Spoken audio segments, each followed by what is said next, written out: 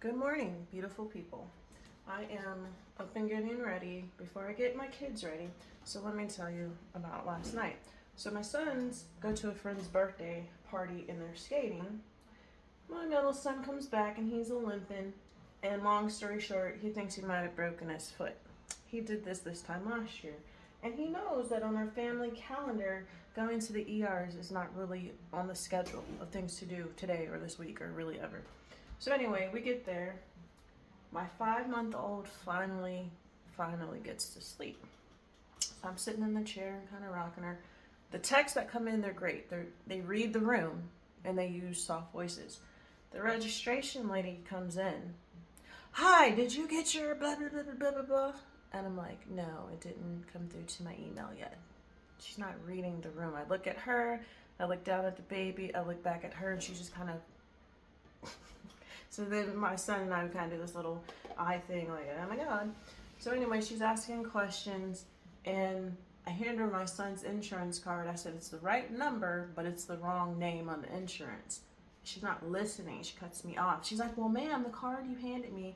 And I said, well, ma'am, if you stop cutting me off and you listen, I'm trying to explain it to you. Then she finds it in the system.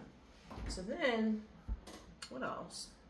She asked me something. Oh, there's like a $9 charge on my account. So again, I got the 5-month-old baby. My insurance covered everything. And she's like, yeah, how are you going to take care of your $9.20 charge? I just laugh at her. I said, I'm not going to take care of it now or ever because it's an inaccurate charge. And if they go back and read the emails that I gave them about their incorrect coding, they will go fix it. And that's not why I'm here today. Like, how dare you try to sneak that in? So she finally leaves. Then the doctor person comes in. She's like, hi, Mike got good news. And Mike is like, shh. And she's just like, I'm glad I kept my composure. Me, maybe a year ago, either would have stormed out or just been highly annoyed. But I'm just taking things in just now. The good thing, it was just a sprain. Nothing's broken. Thank goodness. Baby stayed asleep through the whole thing. But yeah, back to the hospital charge from before and just what I've been through these past few months. I really shouldn't be here. After I had my daughter, and I've never had high blood pressure, but it shot up to 255 over 195. And I'm having headaches, I'm having like flashes in my eyes, and this ringing in my ear. And I'm like, well, for the ringing in your ear, we can refer you to ENT. And I'm like, you guys, I literally just had a baby. This is baby related, not ear, nose, and throat or whatnot. And yeah, you have to constantly advocate for yourself. They ended up prescribing me some type of blood pressure medication that I took maybe 3 of because I'm just not a medication person. Luckily, the symptoms subsided and everything like that, but they were trying to charge me $100 for some Tylenol. I'm like, ma'am, I would have walked up and went across the street to CVS and got me a 2-pack for $4.29. Like, I'm not paying $100 for Tylenol. I'm just not going to do it.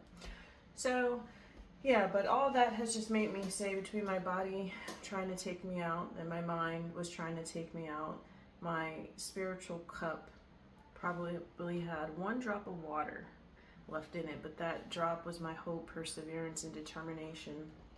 And I've found that I'm not going to give from my cup anymore unless it's a little kid or maybe an older person who's like over age 60. But yeah, somebody could be hanging from a cliff at this point by their pinky fingers and cry out for help, and I'm just gonna be like, it's not my business. Unless the spirit of love physically moves me, I gotta stop helping people because no good deed goes unpunished. Yeah, I'm just gonna keep going that way. So that was our experience. Everything, like I said, turned out okay, and we just kind of laughed and made light of it. And I used to be one of those people, like, I cannot tell a story in a straight line, so forgive me, that I would give advice. I would always say happiness is a daily conscientious choice, and yet when situations would occur, I would get so frustrated. I'm like, how do those people just stay smiling? And I said, you know what, you have a choice. Take my autistic daughter, for example. She has accidents with number 2 where sometimes it ends up on the wall and sometimes it ends up in the bathtub. I will take bathtub over scrubbing walls. So that was the bright side, even of a shitty situation. But yeah, you gotta look at life. life like that.